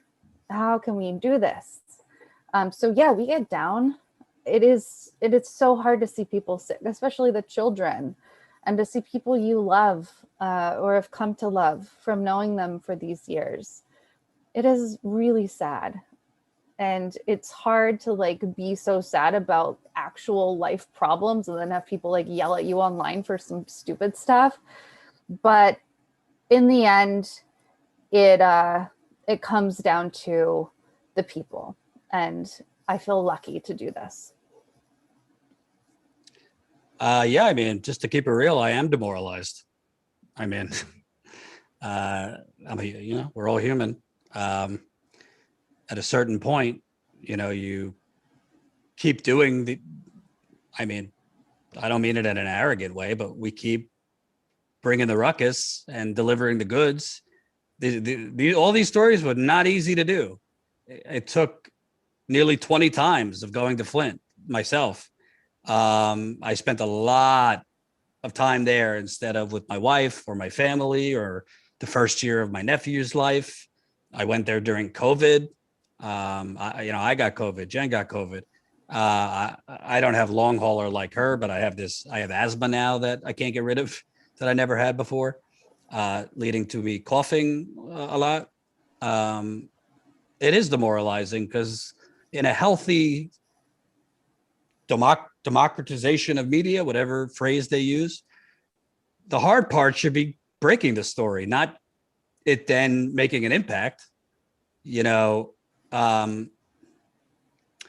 would kind of be the equivalent of like Glenn Greenwald breaking the Snowden story and the media just kind of being like, oh, that's cool, back to Trump, and not covering it. I mean, I'm not comparing. It's a totally different story, privacy versus poisoning, but it is demoralizing. And I've never gotten to the point where I just want to say fuck it and do something else, but I have gotten to the point where I say, I'm out of ideas. I mean, I'm just going to be honest. I wish I knew. The residents are exasperated because this is essentially like, it's basically the equivalent of human beings, citizens, undocumented immigrants, throw them in there, on an island or in the sea, throwing up flares, trying to get the attention, and the rescue chopper seeing it, government, media, and just flying the fuck away. I mean, that's what it is. At the end of the day, I said this on my live stream today, people could talk about them enter, them exit, third party, forced to vote and this, that, and everybody's kind of, I think there's a lot of grifters and charlatans out there pretending that they're journalists, but whatever. But at the end of the day, at the root of everything, we can't change anything if the masses have no idea. That's how important media is. And that's why it's so important that it has basically been hijacked by corporate America over the last 30 years. I mean, it was never that great to begin with, but how do the residents of Flint, I gave you the example of the one woman who, she was learning this for the first time from me, what we found. How do they take action? How do other people take action if they have no idea? You know how many people respond on Twitter? Oh no, the water's safe there now. Or, oh, I thought that was fixed. Usually Karens and upper, wine moms. But the point is, it is demoralizing. And honestly, what keeps me going, yes, the residents, because these are not isolated, these are not just people to me. I have gotten to know them. Even when I'm not in Flint, I routinely speak with them. I'm not going to get into the details, but I've tried to help as best I can behind the scenes when I can. Not as Status Coup, but it personally helped them. Jordan has a habit of handing downtrodden folks money and help in any form, which is very sweet. But don't tell anyone, because a lot of people say I'm evil.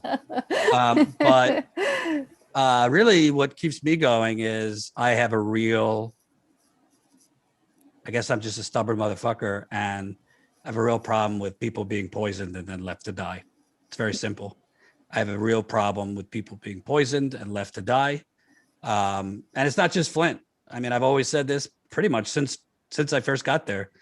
This is not a story just about Flint, Michigan, about one city. This is a story about, do we live in a country or a multi-trillion-dollar conglomerate that will essentially use a city and poor residents as guinea pigs to privatize the water, poison them, cover it up after the fact, and say good luck to you. So that's why I stay on it. Great question. Yeah, Jeremy Elwood has a question. Jeremy, you can unmute yourself. Thank you. First, I'm going to tailcode off the last question and let you guys know you guys are always welcome here. So I hope that helps a little bit. Open arms. Thank you.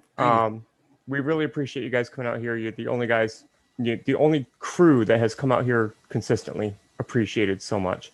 But on to my question. So Mayor Neely semi-regularly comes into my place of work to make purchases.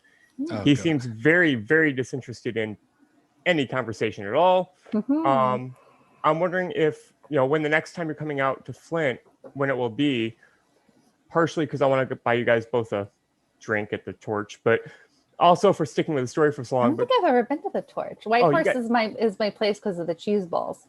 If you can ship me cheese balls, I'd be grateful. The Torch has the best burger in Michigan. You gotta go to the Torch. Wow. And they're an artsy kind of Oh, politics and theater, you know. But anyway, I want to know when you guys are coming out next. And basically, I know that the last time you guys were out here, you tried to talk to Neely and you couldn't get in. You were turned away. So will you try to meet with him again, or rather try to schedule a meeting for a better chance to get in so they cannot turn you away? Will you have an appointment for it? Yeah, I think it's worth trying to get an appointment. Neely, back when he was, I don't think he'd announced yet. The timelines are mixed up in my head, but this must have been way before he actually ran, but he was like poised to run for mayor. And we did a screening of our documentary, and Neely showed up and was like, you know, rubbing elbows and stuff, and was like willing to talk to us. So I've thought about, I don't know, it probably wouldn't work, but just trying to like have him recall that and trying to get on his good side a little bit, not in a nefarious way, but in a way to be like, oh, by the way, here's this story. I think you're burying the lead. Mr. Neely, I was mentioning everything. I don't know what you're going to mention. Let's just say there might be a recorded conversation. Okay, you're going for it. with me and Mr. Neely, where he said some things that he probably wouldn't want released to the public. I'm not going to get into why we haven't released it yet. So Jordan and I are like the angel and the devil. So Mr. Neely won't be agreeing that he schedule interviews, but I want to make a point so you know it as a Flint resident, because your media probably won't tell you. You could find it if you Google hard enough. You could reach out to me. I'll send it to you. Mr. Neely, as a city councilman of Flint, visited the Flint water plant in 2012 and said it's a myth. It's a myth that the Flint water is unsafe. Mr. Neely was one of the biggest boosters for this privatized water pipeline, the KWA pipeline. He was one of the biggest driving forces behind it. Mr. Neely was a board member of the KWA pipeline, still is. Mr. Neely, you might not know it, as soon as he got in as Flint mayor, one of his first things was trying to switch Flint to this pipeline again. So yeah, follow the money, and he had right away told residents that, it's not really a water problem anymore, it's a trust problem. So the water's fine, we just got to get people to trust it. Well, the water's not fine, and maybe Mr. Neely should go speak with his fucking residents to see that it's not fine, because we did, and the proof's in the pudding. And he knows that. It's so gaslighting and disgusting, Yeah, but honestly, trust me, we've thought of, the basic reach out, try to schedule an interview. He won't be scheduling an interview with us, so we might have to get more creative next time. Well, yeah, we'll come up with some ways to get into Mr. Neely. Yeah, it's honestly, this latest trip to Flint was very last minute, and we had to focus on the Cleveland race with Nina Turner. And originally we weren't going to go to Flint, but it was like, we have to, we're so close. So I do wish that, we'd tried, we didn't, try to like physically schedule an interview with Neely, stuff like that, but we missed, I'm sure you know this, Jeremy, he was like running these ward meetings. So I wish we'd been able to make one of the ward meetings and kind of like not ambush, but be there and hand him the printout of our story in person. And by the way, I mean, we don't need to get into detail, but it's very expensive for us just to take one trip somewhere, because it's me, Jen, a cameraman, flights, rent a car, hotel, food. Sometimes we need to get more equipment on the road. So, a lot of times it's not that we choose not to go, but we're not there as long as we'd like to, because Goldman Sachs isn't funding us. The fossil fuckers aren't. Nobody really is, other than the viewers. But yeah, I mean, we could go through the motions and try to schedule an interview, but he's not going to do it. And he's corrupt. You should know that. He's very corrupt. But Jeremy was saying, by the way, Jordan, and Jeremy's going to email us more about this. Did you know that Bernie kept his 2016, or the operatives, whatever, and Jeremy was part of the team, kept the Flint office open longer. I believe Jeremy said months longer for water distribution. I didn't know that. I didn't either. So Jeremy's going to email us more about it. Yeah.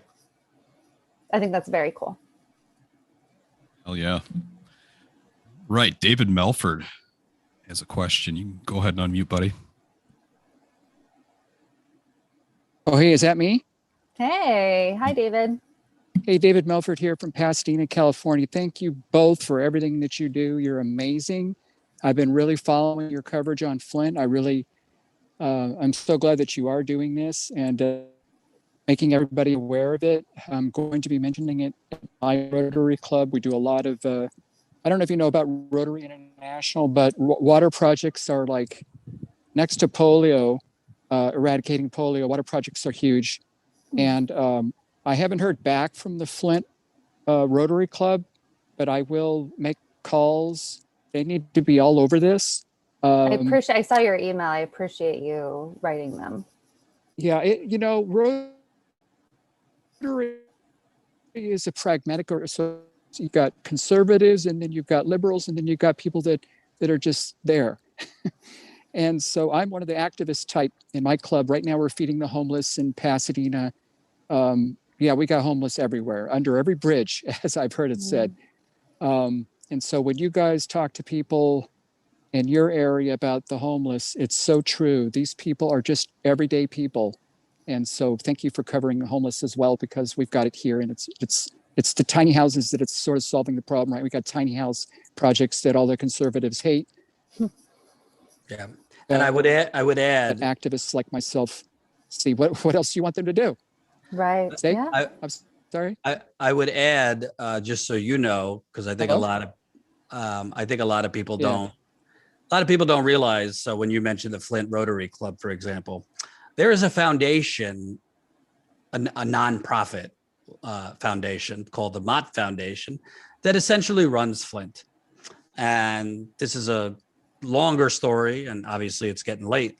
But the Mott Foundation has its tentacles in everything. I'm sure the Rotary Club too, Chamber of Commerce, they fund Flint hospitals, schools, programs for the youth, nutritional programs, and they wanted this water crisis over immediately because the Mott Foundation is also, just so happens to be, connected to real estate developers trying to gentrify Flint.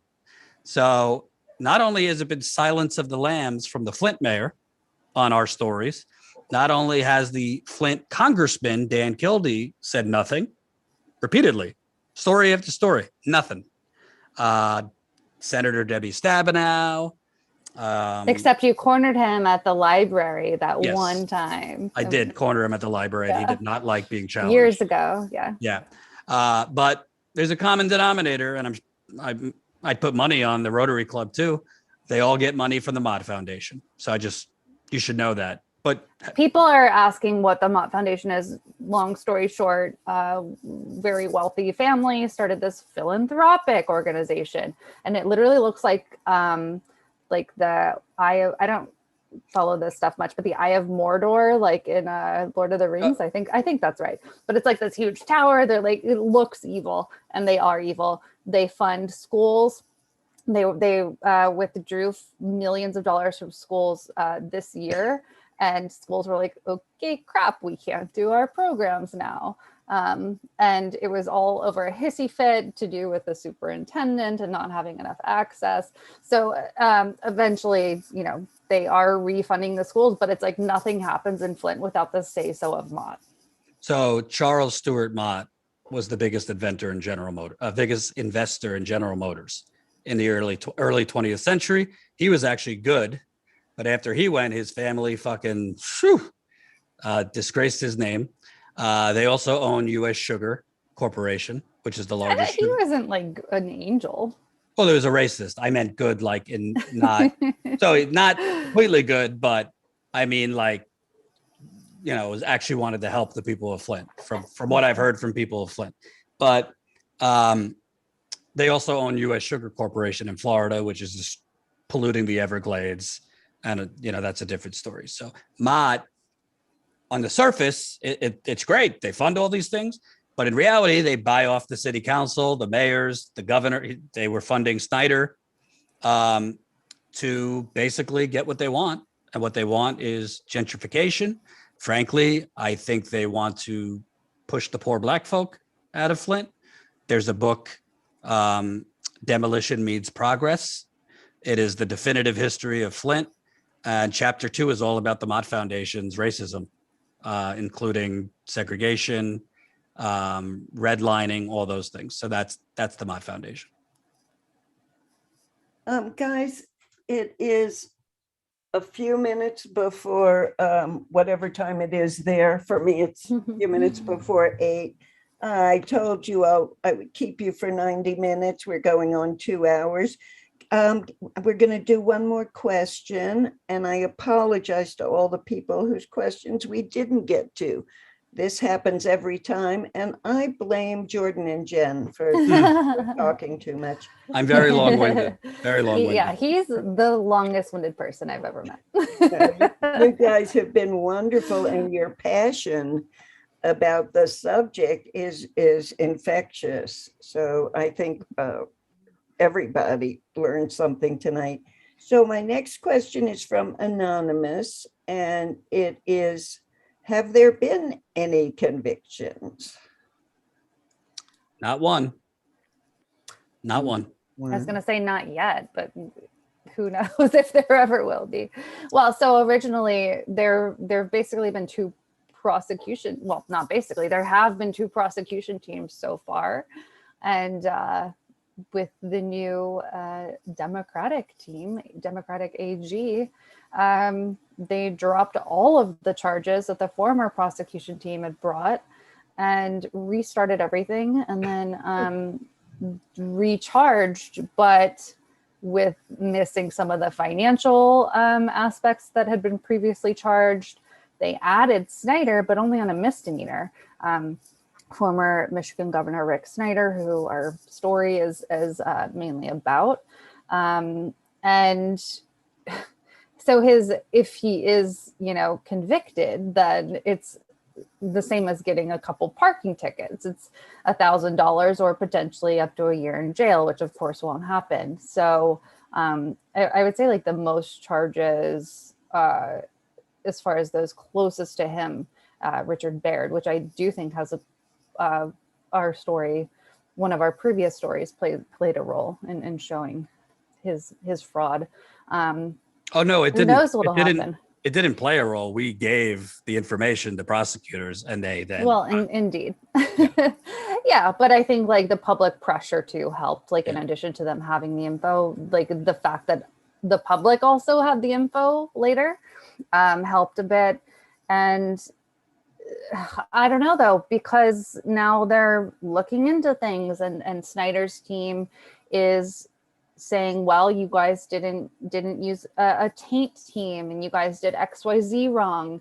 So I'm on pins and needles seeing if even these like not enough like these charges are clearly not enough, but will a little bit of justice even be brought through that? I think probably not, because they're seemingly finding every single way they can to draw it back. And important to note, and we broke this, the original prosecution team, which had a special prosecutor, kind of like Robert Mueller of Flint, they were ready to charge the governor with misconduct in office, willful neglect of duty, and they were building a case against him for involuntary manslaughter. So that was the first investigation team. The new attorney general came in, Democrat. Governor Whitmer came in, Democrat. Again, like Jen said, they cleaned house. They fired the whole team that had been investigating for 3 years, and they charged Snyder with a misdemeanor. So one has to wonder, how does one team find evidence of involuntary manslaughter and the other finds nothing, like a misdemeanor? And our reporting I'm not a lawyer, but our reporting indicates much more than Snyder what they charged him with, willful neglect of duty, because he wasn't neglecting his duty. He was acting to stop this from seeing the light of day.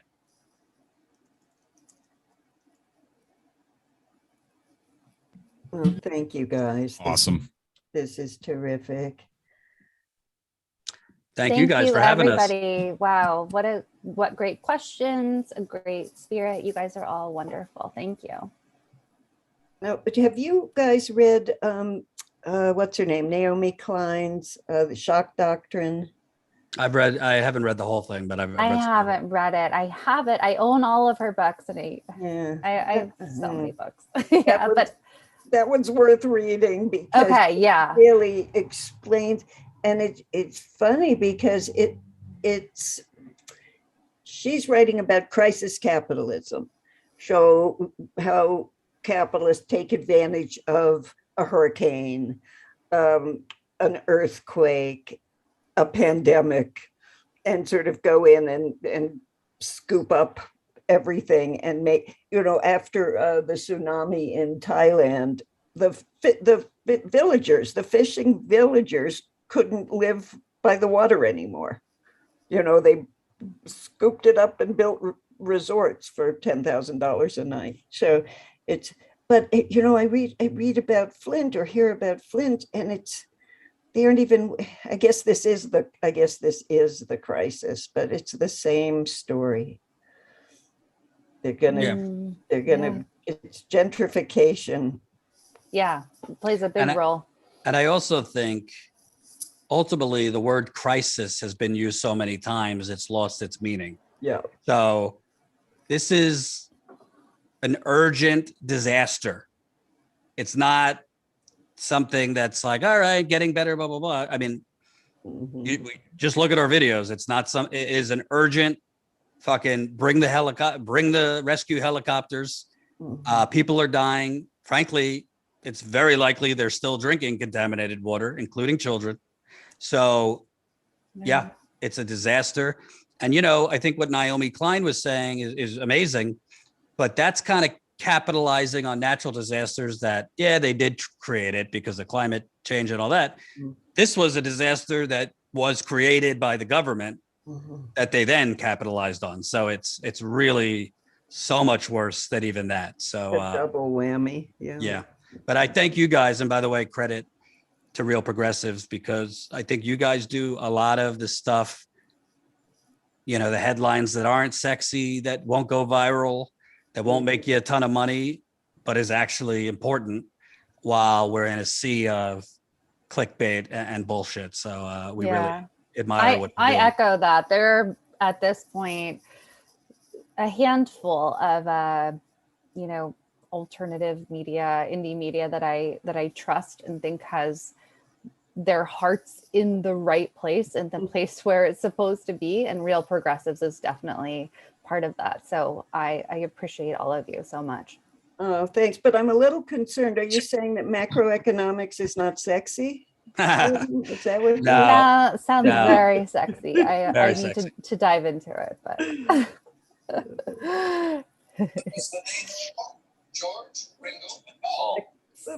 I guess someone else there. The clickiest of topics. But yeah, you guys are fantastic.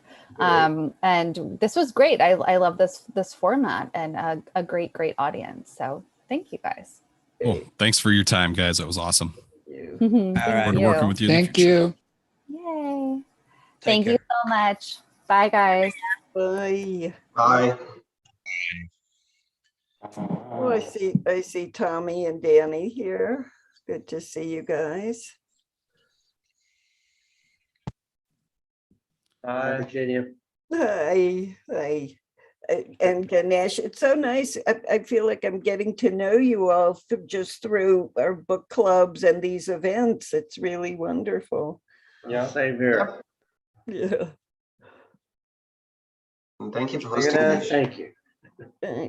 So let me tell the other people who are here, what we do for a few minutes after these events is we unmute everybody. So anybody who wants to chat is welcome to. John, are you working on that? I am working on it. Not fast enough, but Apparently. Yeah, she cracks the whip, guys. It's Hey, where's this? Where's all the socialism? I mean, we gotta unite, and not let the ruling class control them. That's right. No offense, Virginia. Virginia is the dictatorship of the proletariat. Yeah, Heavy on the That's dictatorship. part. Yeah, that's the part that I heard, the dictatorship part. Yeah. Good night, Edie. Thank you for coming. If you're Adios, listening, Edie. Otherwise, Good seeing you. Stay and hang So out. I just wanted either. to mention every year one of my friends posts when the snow starts flying, she posts a meme saying, "Here comes the socialist plows." It's like, I love it. Oh yeah, got it. it's just like so true, because everybody puts the media tries to put a spin on socialism is bad. Really? What about the fire department? What about the police department? What about all the services that we get? Schools, roads, everything, military. Right. Oh, hey, there's Ruth. Hi, Ruth. Hi. I don't know why my video is not on, but it's not. But anyway, I just thought I'd just mention that, and I get many thanks to you guys for bringing Jen and Jordan on. They do great work. They've been doing great work for a while. I think there's a natural syncopathic relationship between real progressives and status quo. And this is all going to be a slow burning fuse that someday is going to just, burst onto the main, onto the, I don't want to say mainstream because that's a bad word these days, Right. but just onto the public consciousness. Broader distribution. Can somebody tell me when, I'm trying to remember when we first learned about Flint, when it hit the news originally? If I may. Yeah. I think it first hit late 2015, if I remember correctly. Okay. I live across the street and 2 houses down from where Leanne Walters lived. And she told me in late 2014 that her kids had lead poisoning. And I think it was 2015 when it finally hit the news, but it wasn't really broadcast that much. And then, of course, 2016 with the elections coming, that's when it all came to light because, they got a campaign on something, right? So if my recollection is correct, that was the timeline.